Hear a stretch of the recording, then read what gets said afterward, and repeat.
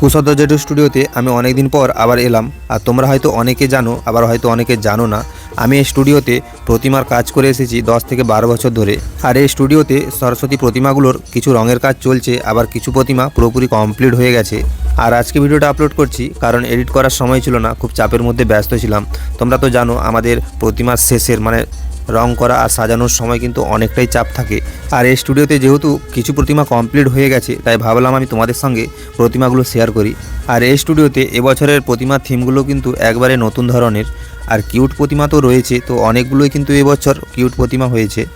মাটি দিয়ে হয় যে গড়া মায়ের প্রতিমা, শুরুতে মা শেষেও মায়ের মহিমা।